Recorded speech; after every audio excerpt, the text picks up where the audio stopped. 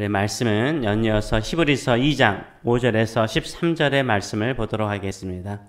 하나님이 우리가 말하는 바 장차 올 세상을 천사들에게 복종하게 하심이 아니니라. 그러나 누구인가가 어디에서 증언하여 이르되 사람이 무엇이기에 주께서 그를 생각하시며 인자가 무엇이기에 주께서 그를 돌보시나이까. 그를 잠시 동안 천사보다 못하게 하시며 영광과 존귀로 간을 씌우시며 만물을 그 발 아래 복종하게 하셨느니라 하였으니 만물로 그에게 복종하게 하셨은즉 복종하지 않는 것이 하나도 없어야 하겠으나 지금 우리가 만물이 아직 그에게 복종하고 있는 것을 보지 못하고 오직 우리가 천사들보다 잠시 동안 못하게 하심을 입은 자 곧 죽음의 고난 받으심으로 말미암아 영광과 존귀로 관을 쓰신 예수를 보니 이를 행하심은 하나님의 은혜로 말미암아 모든 사람을 위하여 죽음을 맛보려 하심이라. 그러므로 만물이 그를 위하고 또한 그로 말미암은 이가 많은 아들들을 이끌어 영광에 들어가게 하시는 일에 그들의 구원의 창시자를 고난을 통하여 온전하게 하심이 합당하도다. 거룩하게 하신 이와 거룩하게 함을 입은 자들이 다 한 근원에서 난지라. 그러므로 형제라 부르시기를 부끄러워하지 아니하시고 이르시되 내가 주의 이름을 내 형제들에게 선포하고 내가 주를 교회 중에 찬송하리라 하셨으며 또다시 내가 그를 의지하리라 하시고 또다시 볼지어다 나와 및 하나님께서 내게 주신 자녀라 하셨으니 아멘. 이 말씀을 가지고 주님 나의 아픔을 모르시죠? 묻지 말라. 주님 내 아픔을 모르시죠? 묻지 말라. 라는 제목으로 같이 말씀을 나누기로 합니다. 우리 주님께 내 아픔 모르시죠? 이렇게 물으시면 안 돼요. 오히려 우리 주님께 어떻게 물어야 됩니까? 주님 내 아픔을 아시죠? 내 눈물을 아시죠? 내 기도를 아시죠? 내 인생의 고통을 아시죠? 이렇게 묻는 것이 올바른 질문인 것입니다. 왜 그렇습니까? 예수님께서 우리와 같이 인간이 되셔서 모든 것을 다 체휼하신 분, 몸으로 직접 경험하신 분이시기 때문인 것입니다. 사람은 원래 어떤 존재였습니까? 존귀한 존재였습니다. 6절에서 8절의 말씀을 보게 되면 시편을 인용해서 이렇게 말하죠. 사람이 무엇이기에 주께서 그를 생각하시며 인자가 무엇이기에 주께서 그를 돌보시나이까. 그를 잠시 동안 천사보다 못하게 하시며 영광과 존귀로 관을 씌우시며 만물을 그 발 아래 복종하게 하셨느니라 라고 말하고 있습니다. 사람은 원래 누구였습니까? 사람이 창조될 때요. 인간은 하나님께서 하나님의 형상으로 창조된 존귀한 자였습니다. 직접 주께서 생기를 불어넣어서 살아나게 하신 존재였습니다. 잠깐 동안 천사들보다 못한 존재이지만 영광과 존귀로 관을 씌울 정도로 인간을 영화롭게 하였습니다. 모든 만물들을 다스릴 수 있는 권세를 부여받은 존재가 사람이었습니다. 그러나 사람은요 어땠습니까? 하나님의 명령에 순종하였습니까? 하나님의 명령에 순종하지 못하고 범죄함으로 인하여서 어떻게 되었습니까? 그들은 하나님께서 주신 그 영광과 존귀를 잃어버렸습니다. 타락한 인류는요 짐승과 같이 양육, 강식의 방식으로 살게 되었죠.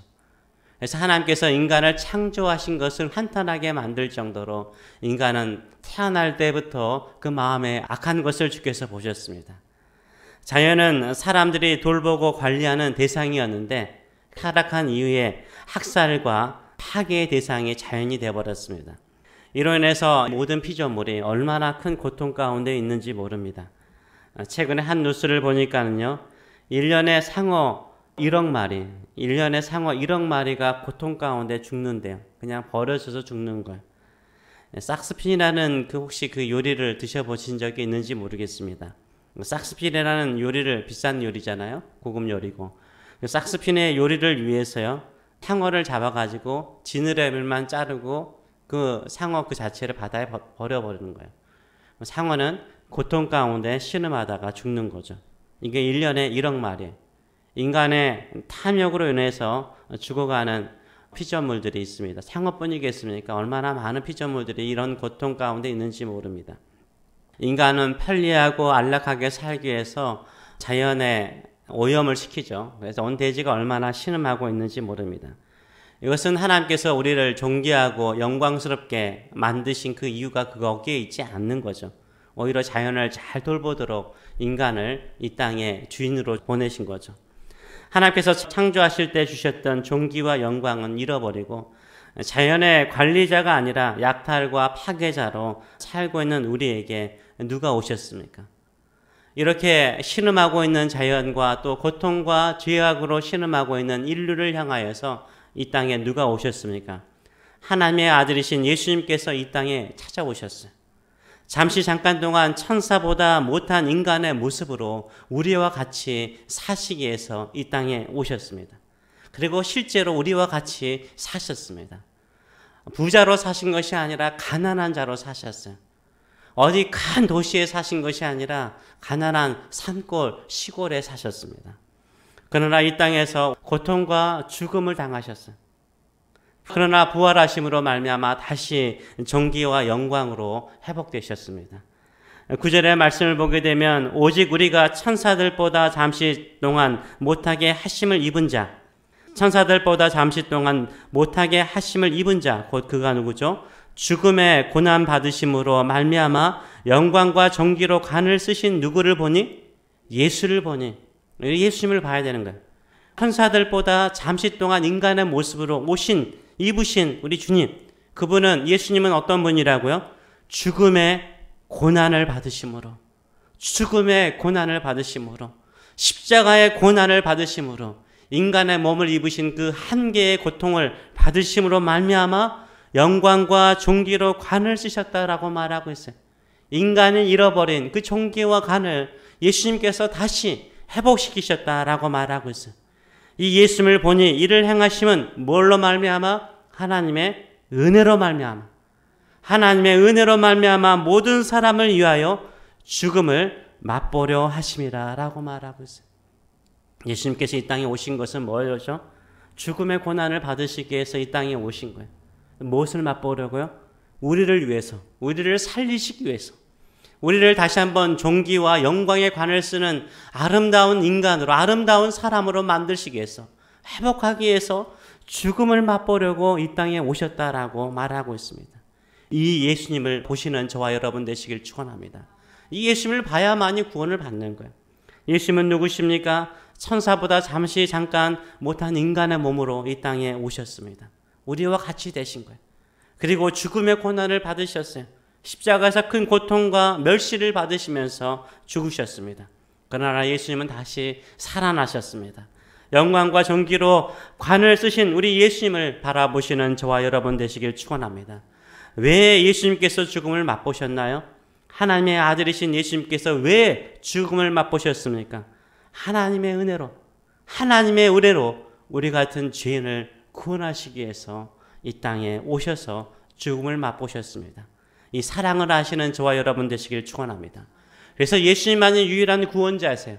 그래서 예수님을 오늘 본문은 뭐라고 말합니까? 우리 구원의 창시자래, 창시자. 우리 구원의 유일한 자, 구원을 만드신 창조주라고 말씀하고 있습니다. 예수를 믿는 자에게 하나님의 자녀의 권세를 주셨습니다. 예수님을 믿는 자들에게 사망과 권세를 이기신 우리 주님과 같이 영광과 존귀로 관을 씌워주실 줄 믿습니다. 이 믿음을 가지고 살아가시는 저와 여러분 되시길 축원합니다. 그뿐입니까? 우리를 주님께서요, 한 형제로 부르시는 것을 부끄럽게 여기지 않으세요. 하나님의 아들이신 예수님께서 이 땅에 죽음을 맛보시고 다시 부활하심으로 존귀와 영광의 관을 쓰시고 난 다음에 우리를 살리시는 구원의 창시자가 되셨어요. 그리고 난 다음에 우리를 뭘로 여기신다고요? 하나님의 자녀일 뿐만 아니라 형제로 부르시기를 부끄러워하지 않으신다라고 말씀하고 있습니다. 10절에서 12절의 말씀은 이렇게 찬양하죠. 그러므로 만물이 그를 위하고 또한 그로 말미암은 이가 많은 아들들을, 우리가 다 하나님의 자녀들 되지 않았습니까? 많은 아들들을 이끌어 영광에 들어가시는 이래 그들의 구원의 창시자를, 이분이 예수님이죠.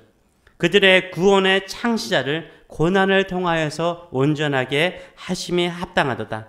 거룩하게 하신 이와 거룩하게 함을 입은 자들이 다 한 군에서 난지라 그러므로 형제라 부르시기를 부끄러워하지 아니하시고 이르시되 내가 주의 이름을 내 형제들에게 선포하고 내가 주를 교회 중에 찬송하리라 하셨다라고 말하고 있습니다. 예수님께서 우리를 대신하여 죽음을 맛보신 것이 얼마나 큰 하나님의 은혜인지 모릅니다. 우리를 예수님의 보혈로 거룩하게 하시고 한 형제로 삼으신 것이 얼마나 큰 영광이요 큰 존귀인지 몰라요. 이렇게 예수님께서 우리를 높여주셨어요. 이렇게 우리 주님께서 우리를 영화롭게 만들어 주셨습니다. 이것을 위해서 우리 주님께서 고난을 당하셨어요. 고난을 받으심으로 말미암아 고난을 통하여 우리를 온전하게 하신 줄 믿습니다. 의롭게 하신 줄 믿습니다. 거룩하게 하신 줄 믿습니다. 주님께서 생명으로서 우리를 거룩하게 하시고 의롭게 하신 자를 누가 대적할 수 있겠습니까? 우리를 형제로 부르시기를 기뻐하시는 우리 주님의 그 마음과 그 사랑을 아는 사람들은 어떻게 살아야 됩니까? 그를 의지할지어다. 그를 의지할지어다. 이렇게 말하고 있지 않습니까? 그만을 의지하시는 저와 여러분 되시길 축원합니다. 13절의 말씀처럼 또다시 내가 그를 의지하리라. 우리 주님만을 믿으시는 저와 여러분 되시길 축원합니다. 우리 주님만을 끝까지 붙잡는 저와 여러분 되시길 축원합니다. 죽음으로써 우리를 온전하게 하신 우리 주님께서 우리의 슬픔과 아픔 중에 함께하지 않겠습니까? 오히려 그 아픔과 고통에서 우리를 온전하게 하셔서 존귀와 영광의 관을 씌워주실 줄 믿습니다. 네가 내 형제다, 내 자매다, 믿음으로 승리했다, 나만을 의지하라, 이렇게 주께서 말씀하십니다. 그래서 주님께 나아갈 때마다 주님 내 슬픔 모르죠, 내 아픔 모르죠, 이렇게 물어보면 안 되는 거예요. 주님 내 슬픔 아시죠? 내 힘든 거 아시죠? 내 고통 아시죠? 내 어려운 거 아시죠? 주님 다 아세요. 주님 다 아세요. 우리를 위해서 죽음까지 맛보신 분이신데 왜 모르시겠습니까? 이 주님만을 의지하고 믿고 살아가시는 저와 여러분 되시길 축원합니다. 기도하겠습니다. 살아계신 하나님 아버지 은혜를 감사드립니다. 이 땅에 하나님의 아들 되신 예수 그리스도를 보내시고 예수 그리스도께서는 이 하나님의 은혜를 이루기 위해서 죽음을 맛보시고 고통을 맛보시고 인간이 스스로 범죄하여서 잃어버린 존귀와 영광의 관을 다시 한번 씌워주시고 너희는 내 형제다. 내가 너희를 내 형제로 부르는 것을 부끄러워하지 않다. 너희는 내 형제다. 내가 너희의 아픔과 고통을 안다. 내가 너희와 같이 한 인간으로 잠시 동안 살아보았다. 그러나 나는 사망과 죽음의 권세를 이기고 다시 살아났다. 내가 너희를 영화롭게 할 것이다. 나만을 의지하라. 라고 오늘도 부르시는 우리 주님. 내 아픔 아시죠? 내 슬픔 아시죠? 내가 지금 고민하는 그 고민 아시죠? 주님, 다시 한번 죽음을 맛보시고 부활하신 우리 주님께서 나를, 나의 자녀를, 우리 교회를 존귀와 영광의 관을 씌울 때까지 주만을 의지하는 저희들의 삶들이 되게 하여 주시옵소서. 감사드리며 예수님의 이름으로 기도하옵나이다. 아멘.